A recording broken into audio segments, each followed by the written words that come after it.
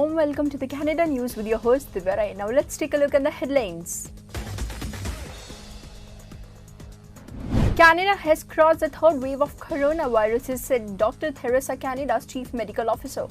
Canadian Procurement Minister Anita Anand briefs on corona vaccine supply in Canada. President Doug Ford remarks have been condemned by the president of two Ontario Teachers Union. Now news in detail. Dr. Theresa, Canada's Chief Medical Officer, said Canada has crossed the third wave of coronaviruses.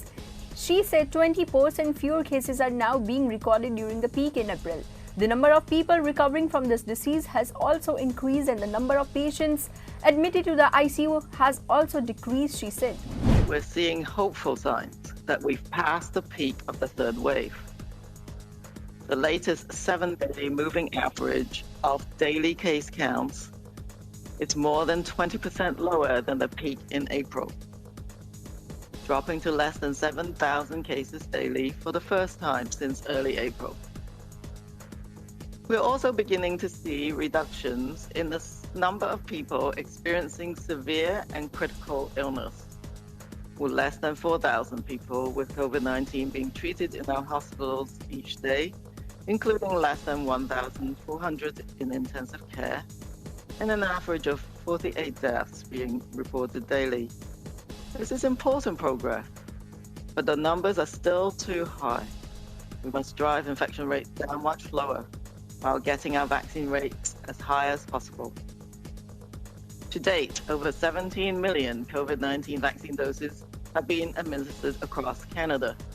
This is great news and improving every day.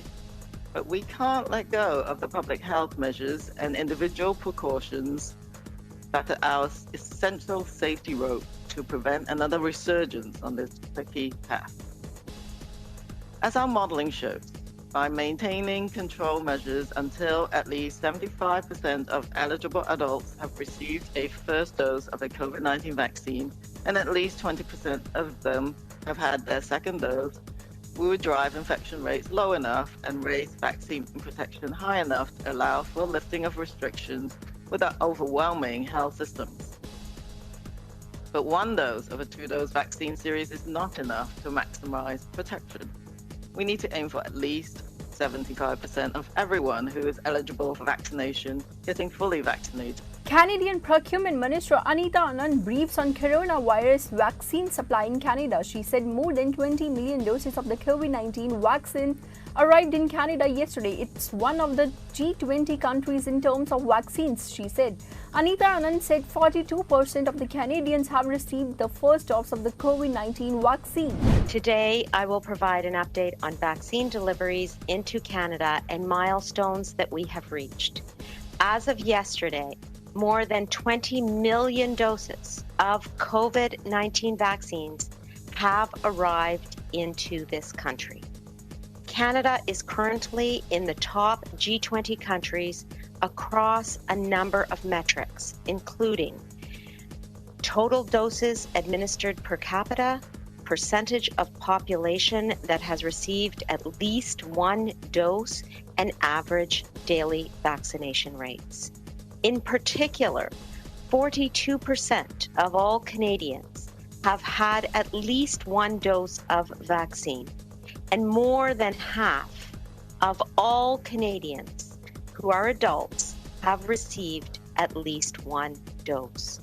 In terms of individual suppliers, Pfizer is delivering 2 million doses per week this month and will deliver 2.4 million doses each week in June, constituting 5 deliveries. In June alone, 42% de tous les Canadiens ont reçu au moins une dose et plus de la moitié des adultes canadiens ont reçu au moins une dose. Pfizer livre 2 millions de doses par semaine ce mois-ci et livrera 2,4 millions de doses supplémentaires par semaine en juin. In fact, due to the upcoming Victoria Day holiday, Pfizer has agreed to deliver doses earlier by moving up a significant portion of the deliveries scheduled for the week of May 24th. So, next week, Canada will receive a total of 3.4 million Pfizer doses, 2 million arriving as scheduled early in the week, and 1.4 million doses arriving on Thursday and Friday ahead of the holiday weekend.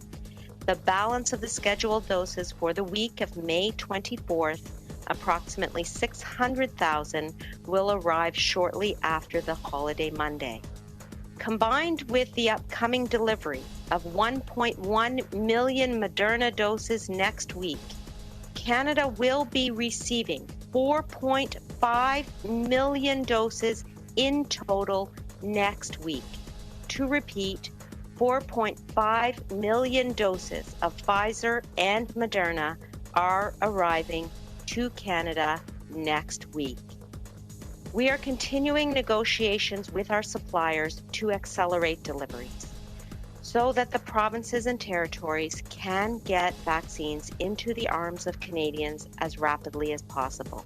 President Doug Ford's remarks have been condemned by the presidents of two Ontario teachers' union. In a statement, Ford alleged that schools were being closed for in-person learning because of Labour leaders. The remarks were made by Ford after it was announced that the province was extended stay-at-home orders for 2 weeks. Ford also said the school's conditions were a source of concern to many parents. On one hand, some doctors say they want to open schools, and on the other hand, we have the teachers' union that we cannot do that at the same moment. They say we need public health doctors, teachers, and labor partners to choose a better path. Ford also said he wants doctors and unions to sit down and consider the issue and make a decision. We also need public opinion for this, and we do not have it at the moment. For now, we have to focus on the virtual learning. Hamilton police have laid 22 charges after a pair of protests were held in the city. Police say 8 individuals were charged at a hugs over mass protest in the area of Hamilton City Hall, which drew approximately 20 protesters, while 12 people were charged at a pro-Palestine event that drew nearly 1,000 individuals. All the charges were related to violations under the Reopening Ontario Act. At both events, the number of attendees exceeded the number permitted for an outdoor gathering, police said in a statement. Due to the large crowd present at the pro-Palestine event, police will continue to review the incident in the coming days and may lay further charges. Ontario's COVID-19 vaccine effort shifted into higher gear on the weekend, administering its even millionth dose as it prepared to accelerate immunization efforts even further in the coming week. Premier Doug Ford, meanwhile, offered hope that the province summer camps would be given to green light to operate this season. Through without providing any details, the more people can come out to get vaccinated, the quicker we can open up. And we are going to open up very soon, said Ford. And I have to say one thing about the summer camps. July 3 is usually the time they open, and they are opening up this year. A spokesperson from this office later said details would be revealed before the provisional lifts its current stay-at-home order, which was recently extended to June 2 in a bid to help combat the pandemic third wave. The Ontario Camps Association said it was thrilled by the Premier's announcement. 3 people have been injured, including 2 children, following a single vehicle collision in Vigan. Police say around noon they received calls about a car going off the road on Athabasca Drive, just off Dauphin Street, north of Tustin Road, and struck 3 people. 2 children, a 4-year-old boy and 11-year-old girl, were taken to hospital in critical condition. A third person, an adult male, suffered minor injuries. Police say a 16-year-old driver from Richmond Hill has been taken into custody and is facing dangerous driving charges. However, further charges may be laid depending on what the investigation uncovers. Nicole points out the crash happened in an area where the speed limit was 40 km an hour. So officer will be looking at the whether speed was factor in the collision. Alberta Health confirmed 1,140 new COVID-19 cases and 3 more deaths from the disease. The deaths were a man in his 80s in the Calgary zone was Cumbertidis and 2 men in their 70s in the Edmonton zone, one with Cumbertidis and with other one with no known comorbidities. The province said 647 people were in the hospital as of Sunday, with 186 of them in the intensive care, which was 8 more than the previous day and a record high in Alberta since the pandemic began. Alberta had 22,280 total active cases, 1,94,538 recoveries, and 2,143 people have died as a result of COVID virus.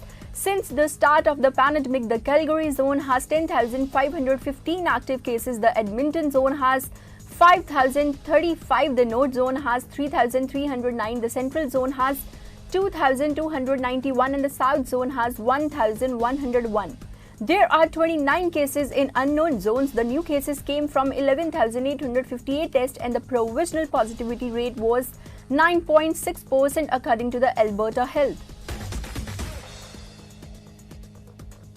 Ontario reported 2,199 new COVID-19 cases. The province also says 30 more people have died from the virus. The data is based on 33,142 tests administered over the past 24 hours. There were 1,292 COVID-19 patients in the Ontario hospital as one of this morning, a decline of 254 from the day before. The province says 714 of those patients were in the intensive care and 509 were on ventilators. The province vaccination drive also appeared to be shifting into the higher gear, with Health Minister Christine Elliott saying more than 139,000 shots were administered for a total number of more than 7 million since the immunization effort got underway. Ontario is set to expand vaccine eligibility to residents over 30s this week and hopes to allow all adults to register for their shots by the end of this month. Tensions can high at competing demonstrations over the Israeli-Palestinian conflict in both Montreal and Toronto this weekend. Police in Montreal confirmed they responded to a conflict that erupted between protesters and counter-protesters at a rally in support of Israel near the city's downtown. People were heard shouting "Free Palestine" as they ran from the police, who fired chemical irritants into the air. The pro-Israel rally comes one day after thousands attended a pro-Palestine march in Montreal to demand an end of Israeli airstrikes over the Gaza Strip. Meanwhile, police in Toronto say they have led charges in connection with a pro-Palestine demonstration that drew more than 5,000 people to Northern Phillips Square outside City Hall. Prime Minister tweeted, "Everyone has a right to assemble peacefully and express themselves freely in Canada, but we cannot and will not tolerate anti-Semitism, Islamophobia or hate of any kind." Ontario Premier Doug Ford called on police to investigate any acts of anti-Semitism which he says have no place in the province. So that's all we have in this edition. Thanks for watching. Stay tuned for more updated news.